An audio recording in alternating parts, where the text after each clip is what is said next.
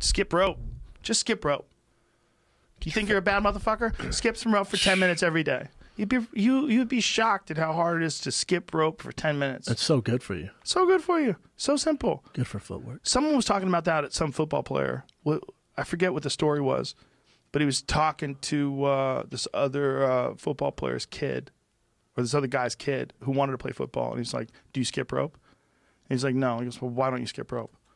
Like, that was the first thing that he said to him. I was like, I don't know football. For receivers and quarterbacks or quarterbacks, he was just so saying good for just you? for football, period. Yeah, that's great work. I think it's great for, like, there's a reason why people do it for striking, too. When you're forced to bounce up and down on your ball, your feet like that, you get a way better sense of what your body's capable of in terms of movement. When I was fighting, I used to do rounds inside the cage. I'd do 4 or 5 minute rounds with a minute off of jump rope. And I'd go in the ring and bounce back and forth. Dude, boom, boom, boom, jump rope's the shit. I love jump rope. Just think about how you're doing like these little explosions over and over and over again, over and over and over. And then you can get good and mix it up. Oh my God! Speed. And you've developed these legs that can explode all the time. These legs for footwork, you're always on your feet. Yes. And then you get that on it, that thick dick jump rope, that fucking rattlesnake jump rope. That shit works your shoulders. But it's just such an underrated exercise. There's so many of them. So simple, too. I know. That's one of the cool things. There's some positives to this quarantine for some folks. And one of those is you got the time to look at stuff more. And that's one thing that maybe was like just sitting there. And people are like, I never thought about that for fitness. Yep. But why? But you're willing to go to take a Soul Cycle class on the other side of town. But you could just watch a YouTube video and jump rope and get a way harder workout. Burn way more calories. And it's hard. You don't have to go anywhere. You could watch a movie, watch your favorite movie, watch The Godfather. Think about it. I used to go. I'm glad you mentioned jump roping. I used to skip rope for warm up for boxing. You know, and that was typically like three minute rounds or something like that. But I'm glad you brought it up because skipping rope is something that obviously has a cardiovascular component. There's the conditioning component. There's timing, and it is kind of interesting, right? It's frustrating when you don't get it, especially when it whips you on the ear if you're using a proper rope. I'm just curious if you could just give us a quick skipping rope one-on-one. Do you like to see people jumping with both feet and toes? We'll link to a video if there was one and I missed it. Do you like to see people doing high knees? Do you like people basically like shuffling? You want to see people doing double dutch? What do you want to see people doing over time? All of the above, maybe not the double dutch, but all of the above. I mean, I think that's the cool thing about it, right? Like once we sort of master the skill, because for all of us, that first jump with the 2 feet going together is a challenge because you just got to time that rope, you got to time your jump.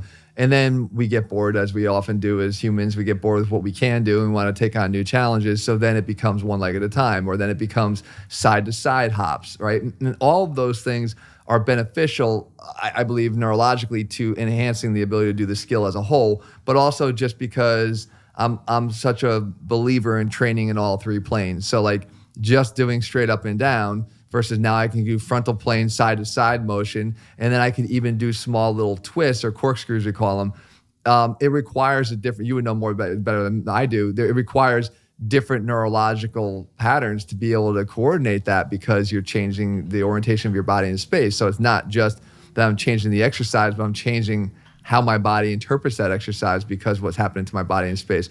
So I love, whatever people wind up doing, but I am amazed. There are people, I just started following this young woman on Instagram who is like, I'll give her a plug. I think it's like Anna Skips or something. And she is ridiculous. Like I watch her and I'm like mesmerized at what she can do with the rope. It's like, is an extremely athletic endeavor, believe when it gets to be at that level, in the speed and the precision and the, I think one of the goals that you want to be able to have is to where you're feeling as if you're almost effortlessly dancing without a rope, like where you're just bouncing off of the ball of your foot.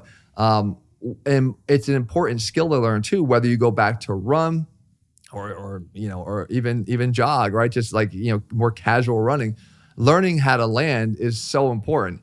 One of the drills that people should try is like, try to jump on your heels. So just stand up, pull your toes off the ground, right? And just jump from your heels and land on your heels. You'll feel it in your jaw.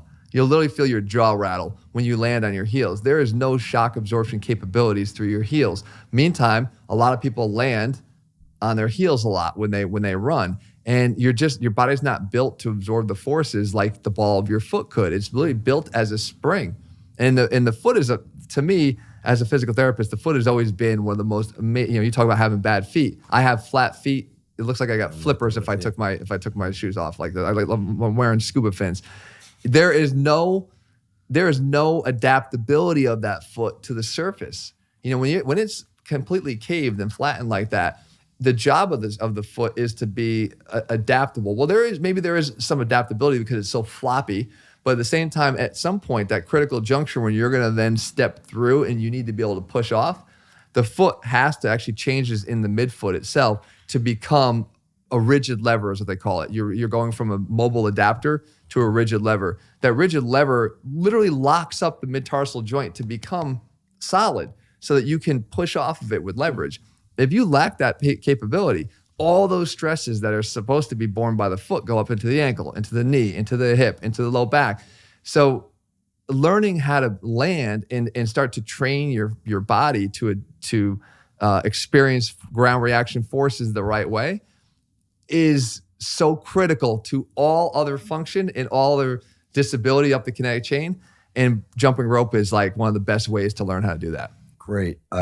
I own a jump rope. I love doing it in the morning while I get sunlight in my eyes. It's actually a protocol I picked up from Tim Ferriss, who mentioned, because listeners of my podcast I'm like a broken record with get sunlight in your eyes, even through cloud cover. It just sets your sleep rhythms and your waking rhythms, yada, yada, on and on.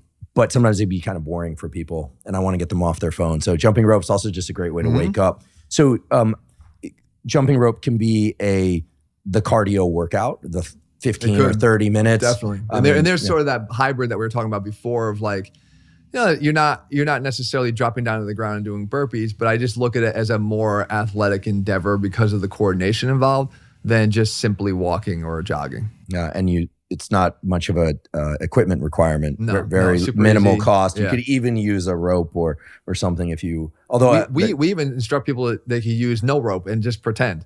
And just move the arms, right? And just truly zero cost. You're never going to hit the rope, which is good, but at the same time, so you're never going to know if you're doing it wrong, but at least you can move through and get the same benefits through the feet. I love it.